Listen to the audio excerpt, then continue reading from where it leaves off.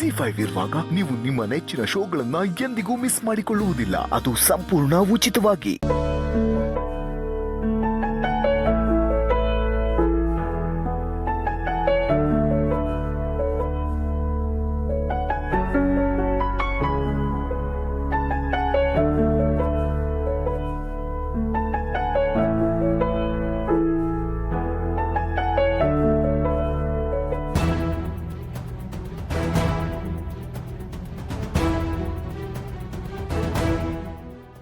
ಇದೇನಿದು?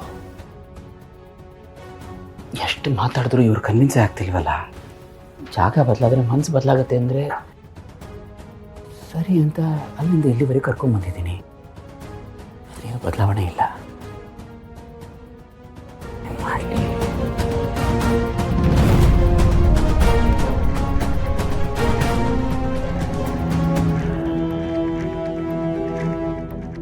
ಇದಕ್ಕೆ ಇವರೇ ಸರಿ.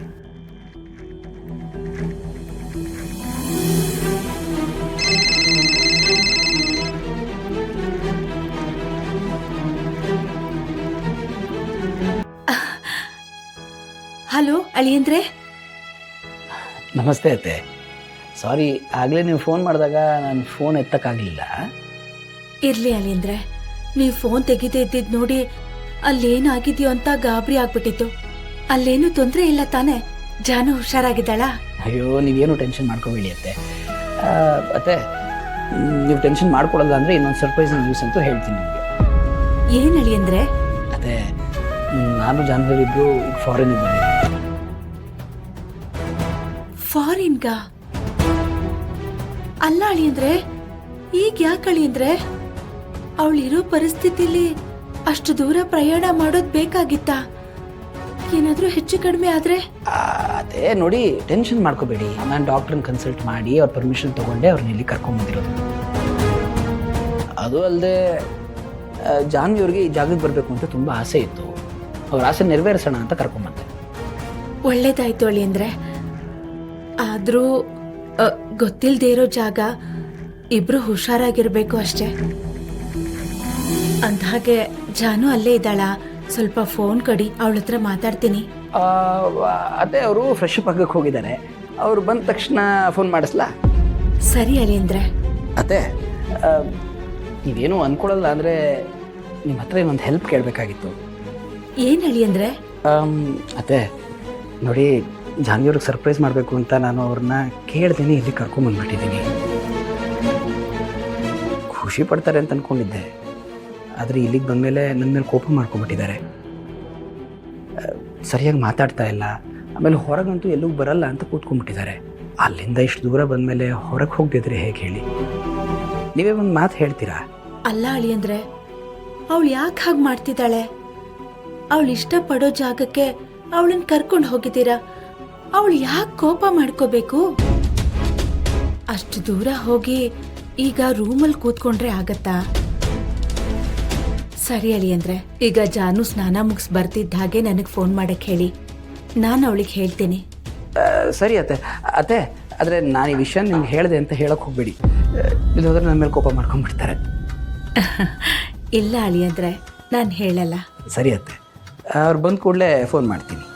ಆಯ್ತು.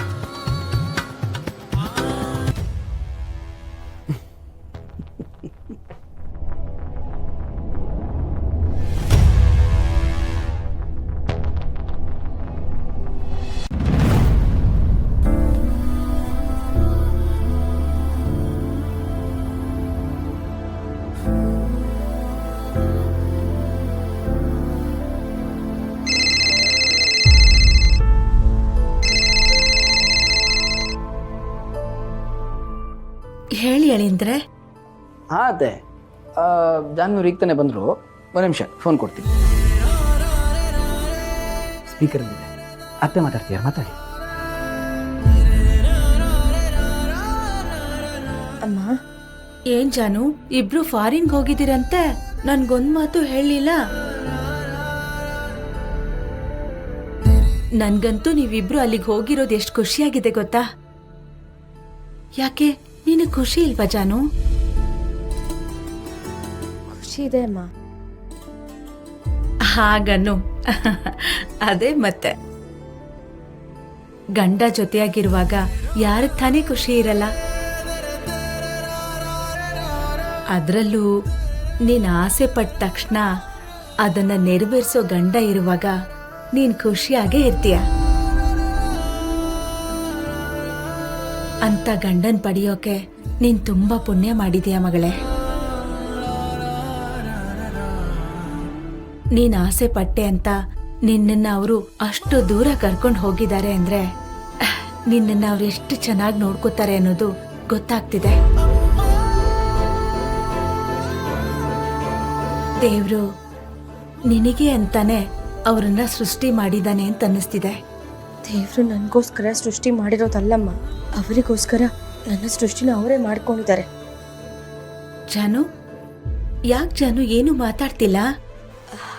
ಏನಿಲ್ಲಮ್ಮ, ನೀನು ಮಾತಾಡ್ತಾ ಇದೆಯಲ್ಲ ಕೇಳಿಸ್ಕೊತಾ ಇದ್ದೆ ಅಷ್ಟೆ. ಸರಿ ಮಗಳೇ, ನೋಡು, ಹೊಸ ಜಾಗಕ್ಕೆ ಹೋದಾಗ ಮನ್ಸು ಖುಷಿಯಾಗಿರ್ಬೇಕು. ನೀವು ಆಚೆ ಎಲ್ಲಾದ್ರೂ ಹೋದ್ರಾ? ಇಲ್ಲ ಅಮ್ಮ, ಎಲ್ಲೂ ಹೋಗಿಲ್ಲ, ಹೋಗಕ್ಕೂ ಮನ್ಸಿಲ್ಲ. ಹೀಗೆ ಹೇಳಿದ್ರೆ ಹೇಗೆ? ಇಲ್ಲಿಂದ ಅಷ್ಟು ದೂರ ಹೋಗಿರೋದು ರೂಮಲ್ಲಿರೋದಕ್ಕ ಹೇಳು. ಹೋಗಿ ಹೊರಗಡೆ ಎಲ್ಲ ಸುತ್ತಾಡ್ಕೊಂಡು ಬರ್ಬೇಕು.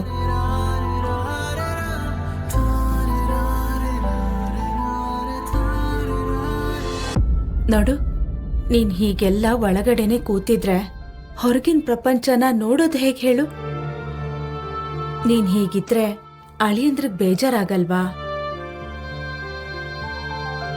ನಿನ್ನ ಖುಷಿಗೋಸ್ಕರ ಅವ್ರು ಎಷ್ಟೆಲ್ಲ ಮಾಡ್ತಾ ಇದ್ದಾರೆ. ಅವ್ರ ಖುಷಿಯಾಗಿರೋ ಹಾಗೆ ನೋಡ್ಕೊಳ್ಳೋದು ನಿನ್ ಜವಾಬ್ದಾರಿ ತಾನೇ? ಸರಿನಮ್ಮ, ಹಾಗೆ ಮಾಡ್ತೀನಿ. ನೋಡು, ನೀನ್ ಹೋಗ್ತೀನಿ ಅನ್ನೋದಲ್ಲ, ನೀನ್ ಹೊರಗಡೆ ಹೋಗಿ ಸುತ್ತಾಡ್ಕೊಂಡು ಬಂದು ಆ ಫೋಟೋನೆಲ್ಲ ನಿಮ್ಮ ಅಪ್ಪನ ಮೊಬೈಲ್ಗೆ ಕಳಿಸ್ಬೇಕು. ಇಲ್ದೆ ಹೋದ್ರೆ ನಾನ್ ನಿನ್ ಮಾತನ್ನ ನಂಬಲ್ಲ. ಸರಿ ಅತ್ತೆ, ನೀವಿಷ್ಟು ಹೇಳಿದ್ರಲ್ಲ ಅಷ್ಟು ಸಾಕು. ನಾನು ಫೋಟೋಸ್ ಕಳಿಸ್ಕೊಡ್ತೀನಿ, ಮತ್ತೆ ನಾವು ಫೋನ್ ಮಾಡ್ತೀವಿ ಅತ್ತೆ. ಸರಿ ಅಳಿಯಂದ್ರೆ, ಹುಷಾರು. ಸರಿ ಅತ್ತೆ, ನಮಸ್ತೆ.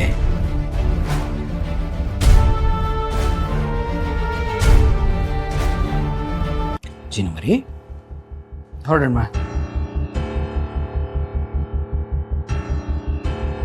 ರೆಡಿಯಾಗಿ ಬರ್ತೀನಿ.